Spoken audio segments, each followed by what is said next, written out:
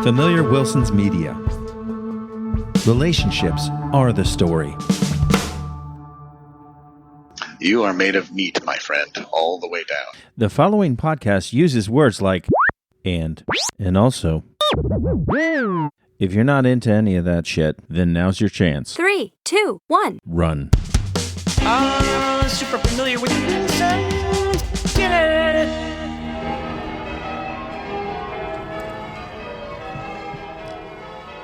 Welcome to Super Familiar with the Wilsons. I'm Amanda. And I'm Josh, and we are the podcast that's about marriage 2.0 with children. And all the side quests. We had a discussion earlier in the week that we put a pin on that we were going to come back to, and I've actually not forgotten what it was. I've completely Have you forgotten what it was? Oh, 100% I forgot. We were driving, and someone driving near us was trying to speed up and speed around us, and I was very unimpressed with them. Oh, yes. And it was me, you, and Winthrop in the car, and I referred to them as a douchebag. Yes, and I said, do not do that. And you got on my case because why? I don't want him to learn these words and then ask what they are or use them at school incorrectly. Not incorrectly. Not at all. I didn't mean that. As long as he knows that, kids, that no. That's I right. don't want him to use it inappropriately. No, again, still inappropriately. You don't want him to use it because I don't want him to use these words. You think that it's inappropriate. It's interesting because I'd love to know how you grew up. Well, you grew up very religious. Oh, God. So I'm sure we weren't allowed to say anything. There was no cussing. Like, No. you've talked about how you couldn't say the word hell or... No, I said hell once and got smacked in the face. Well, I mean, when I was like 14. It's not appropriate to be smacked in the face. Yes. My dad swore a lot, but he also sent me to Christian school, which was weird because I'm pretty certain he wasn't Christian. Like, he may have been like culturally Christian, I guess, but he wasn't like practicing or whatever. Okay.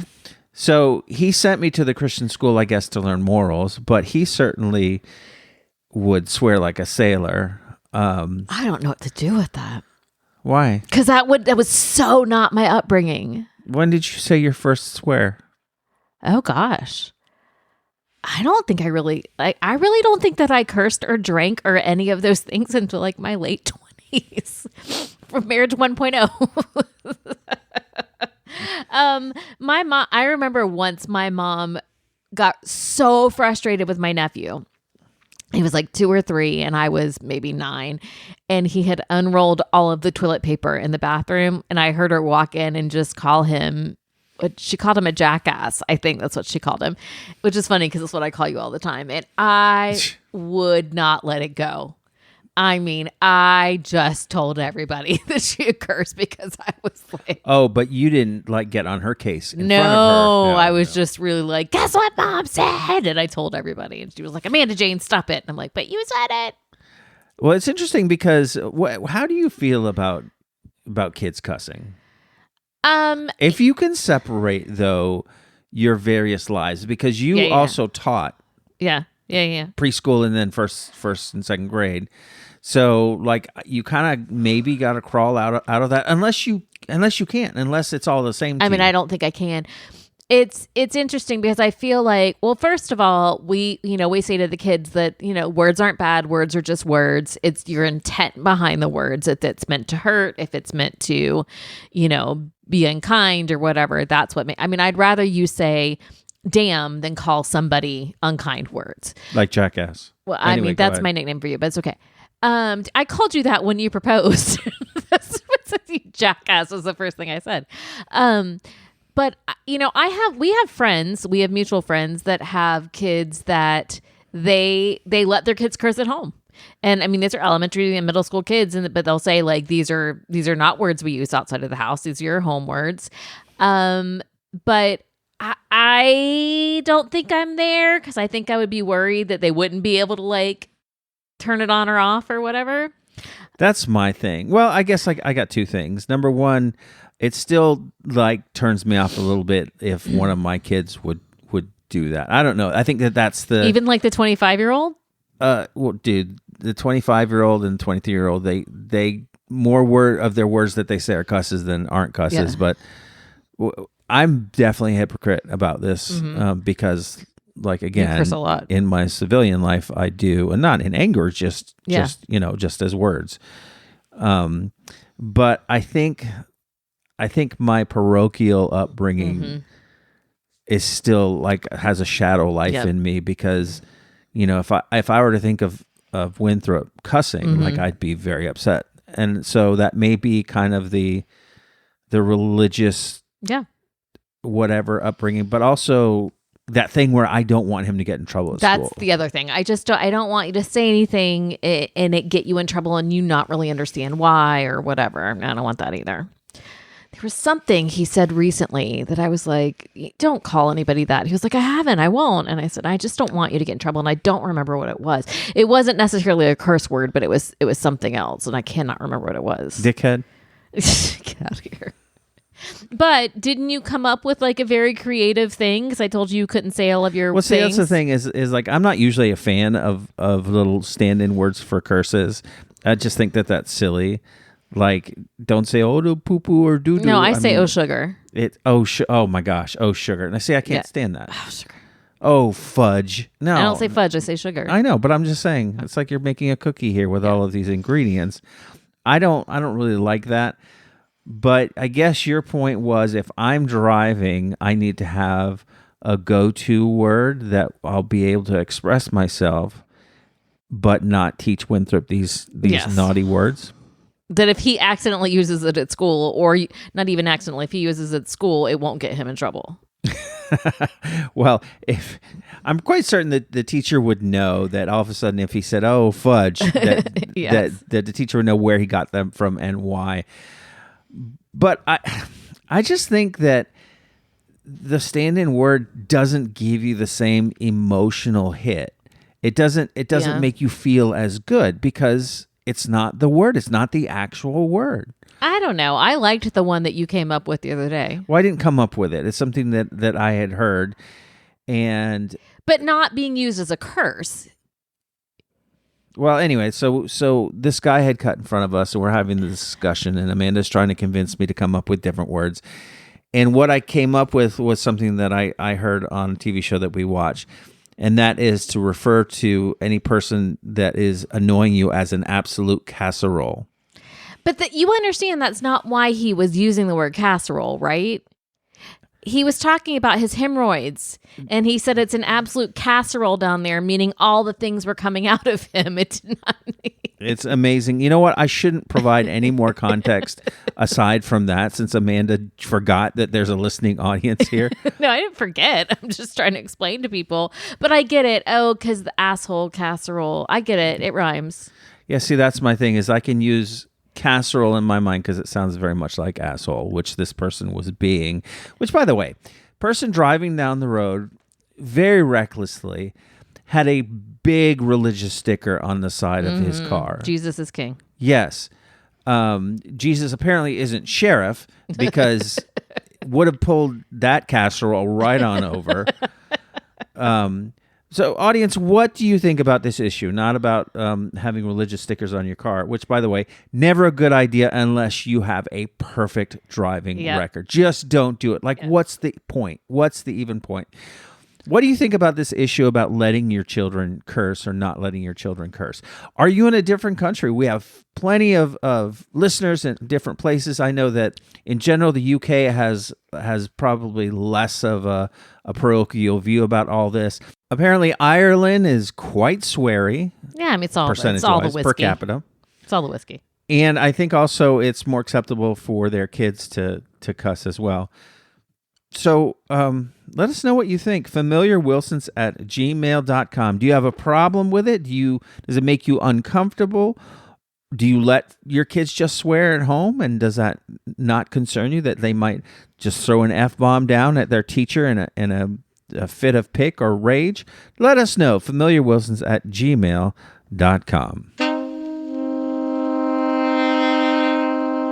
Amanda, did you know that there's a matcha shortage, a worldwide matcha shortage? Did you know this? I didn't know there was a worldwide matcha shortage, but I did know that you were having a hard time procuring your matcha, so I figured something was going on with the supply chain.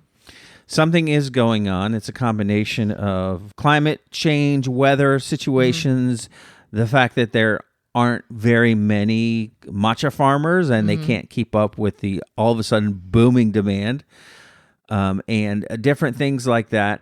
Bottom line, worldwide matcha shortage, especially the higher end matcha, like the ceremonial grade and all this and that. So matcha is green tea, but it's grown like in the shade. Is that what the deal is with it? I don't know. I just know it's not just green tea. It's like a specific tea leaf that's grown in Japan. Like very specific places in Japan.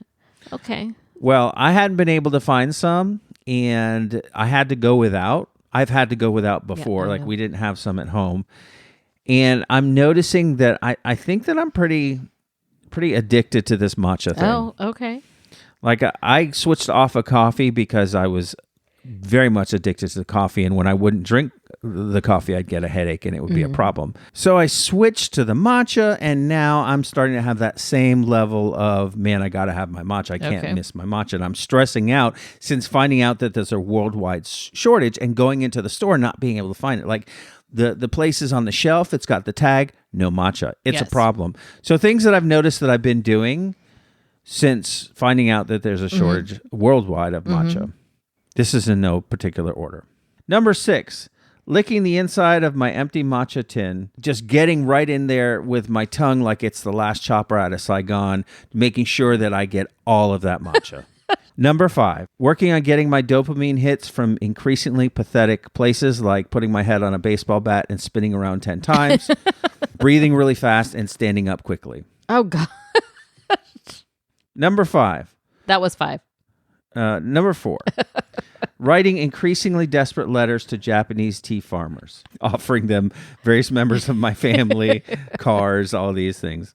What am I on? 4, trying to brew matcha from literally anything green that I can find, like grass or my child's Kermit the Frog doll. I think that grass is fine. That's what matcha tastes like. Just go Number get some. 2. You said 4 twice and skipped 3. Now we're on 2. It's because you don't have your matcha. It's a problem. Number 1. No, number 2. Get out of here. Number 2. I've started suspecting everyone around me of secretly hoarding matcha. What if we were? I'd look at you sometimes. I'm like, Amanda is suspiciously calm for someone in the midst of a world matcha shortage. So, That's right.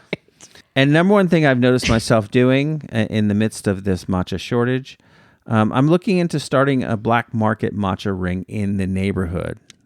We got enough going on in this neighborhood. Hey, buddy. Shh. Hey, buddy, come over here. You need some ceremonial grade? I got it right here. Okay. That's excellent. There's not enough weirdness going on in this neighborhood. Oh, yeah. Update on our little neighborhood Side saga. quest. Right? We've had county come. They're out today. Visiting the various dilapidated houses around here that need to be pulled down. So we had some excitement in the neighborhood WhatsApp group. Yep. They're getting a little chatty for the WhatsApp group. Yeah, no, they're excited. Listen, this is as revolutionary as we're probably going to be able to get in the current climate. I'm happy you got the one next to us torn down. So I fare thee well. God bless the rest of them. I hope it happens for them, but we got what we needed over here. Dude, this is a real weird world that we in. I noticed this Monday as I'm dropping off Winthrop at school, there were an inordinate amount of parents wearing pajamas dropping off their kids. Dude, these are rough Monday. I just think that people are getting more and more fed up. I mean, you had people in like matching pajama sets. I'm not talking about coming in like an outfit like a t-shirt and gym shorts. And you're like, they probably slept in that. No, like Christmas jammies. Okay. All I need to see next is someone coming in their jammies, their robes with their coffee, carrying their coffee like right out of the car. Yeah.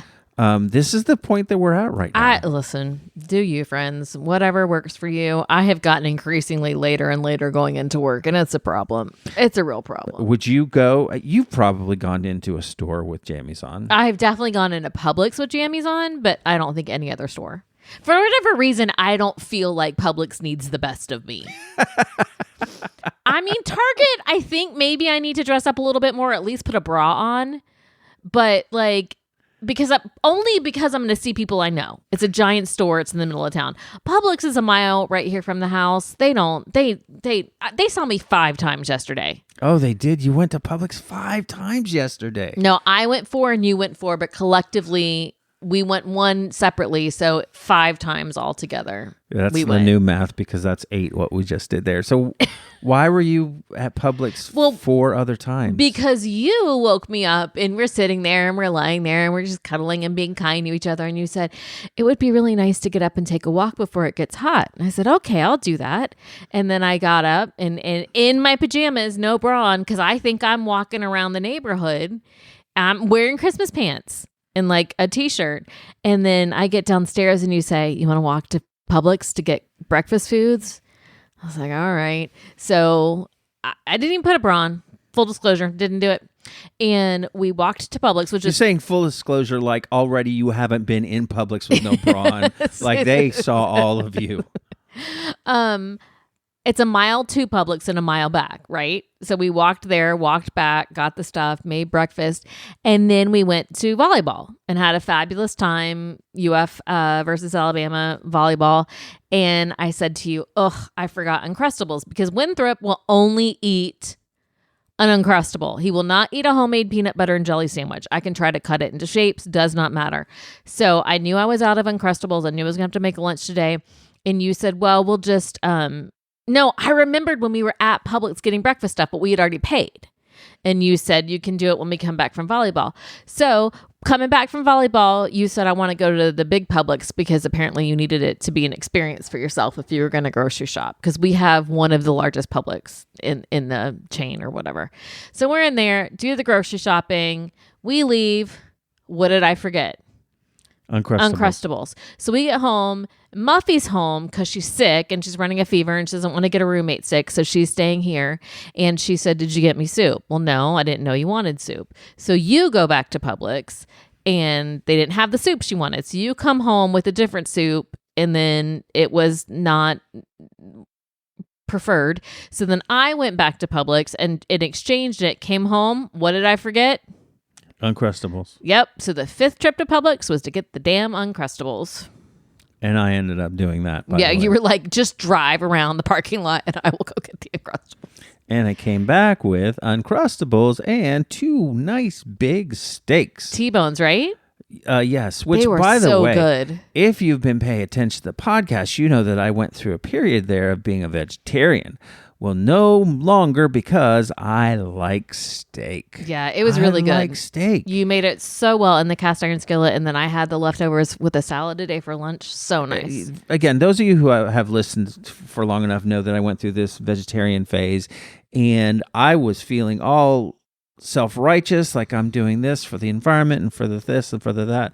But I came to hate eating. Like, eating was so boring to me. Yeah. I could not, none of the vegetarian meals were satisfying to me. None of them. I just couldn't do it. And forget about the fake meat. Absolutely not. So now I'm back on steak. And it's really like my tongue has gone from watching black and white TV back to frickin' full color Technicolor Dreamcoat. It is awesome. And I was so happy last night. And I just want to take this moment to thank whatever cow gave of them. Sad. No, it's not. It's not, because I so appreciate it. See, that's the difference. Now I'm grateful to the cows for their sacrifice, their selfless sacrifice. No, I don't think it was selfless. They were forced into that. No. They willingly they did it, and I'm so happy. So thank you, Bossy, or whatever. I really appreciate it. The thing is, I really like steak. I've always really liked steak, but I have to disassociate what the meat is. Like, I can't. I can disassociate. I don't mind eating chicken and turkey. That's fine. I don't, whatever. But pig and cow, I have a really hard time with. But I also really love bacon and steak. And so yeah, we had it's a struggle. We had some bacon yesterday too. Boy, that's one of the things we got at Publix is there's a couple of frickin' packages of bacon. Damn. And then I made sausage and gravy with biscuits because it's Winthrop's favorite breakfast, and you like it too. But that was turkey sausage. Chicken was the only animal we didn't kill and eat then, because we had pork, we had beef, and we had turkey. Yeah, but Winthrop had popcorn chicken. Full house, baby. No fish. Nobody had fish yesterday. Royal flush. just want to break in here for a correction. Oh. A correction. So I incorrectly pronounced a word a year ago on this podcast when we were talking about the origins of Halloween. And we were talking about how it came from the Irish tradition of Samhain, right? Because that's how it's spelled, Samhain.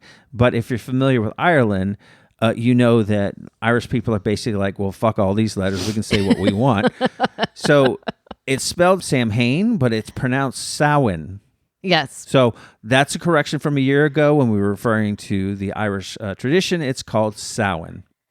I also have an update, but it is not a correction. It is just a little bit of update on our friend Jeff. He has not been sending in refined gay thoughts because he has been going through a lot. And I'm very happy to say that Josh and I spoke with him yesterday. He is in a much, much better place. He has moved to a new school in Houston, the largest, best high school in Houston, as their librarian, and is very, very happy refined gay Jeff now. And he wanted us to share that with all of you. Yes, but Jeff, do write in to our listeners because I know that they enjoy hearing from you. No one likes to be told what to do. And now is the time in the program where we tell you what to do. Amanda, what should we do? So if you have kids, even if you don't have kids, like, get the soundtrack. You don't have to watch the thing. But I watched K-pop Demon Hunters with Winthrop this week. And it's a thing. Like, I've heard all of the people at my work who have little girls who are this age and talk about it. And whatever. I didn't know anything about it. I just know that, like, the songs are a bop and all that stuff. So Winthrop the other day said, you were working late. And I said, well, we can get your shower. We'll cuddle in my bed. We can watch something. And he said, well, I might as well go ahead and watch K-pop Demon Hunters because everybody at school is talking about it. So we watched it, and it's very cute. And it's like, I actually watched it twice with him because he wanted to watch it with Muffy. And the music is super fun and a little bit of an earworm. And it was really cute because he said, I don't know what all the third grade boys are talking about because I liked it. And so we had a conversation about, how movies aren't for specific genders. They're just, if you enjoy it, you enjoy it. And so if you enjoy a good, catchy song and, some Korean animation looking stuff, go watch K-pop Demon Hunters.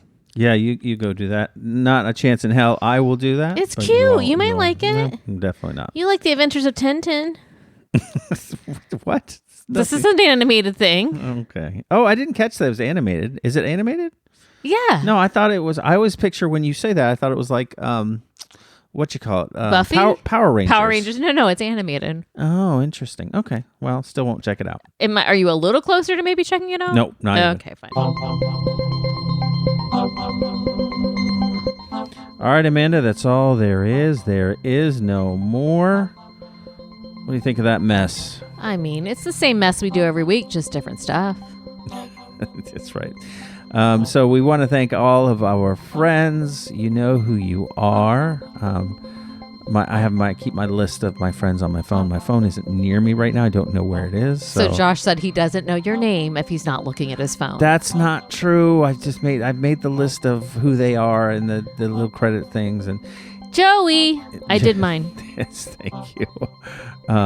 Yeah. So there you go. So until next week. Oh, by the way, news. We're probably going to see Josh Scar this week as he and his family travel through the state of Florida to go visit the House of Mouse. So, Josh, we're looking forward to seeing you. And Josh is looking like the hurricanes are taking care of each other for you. It's going to be a big turn, and you don't have to worry that I jinxed it. Yeah, there you go. Good job. Amanda made all of that happen. Yep.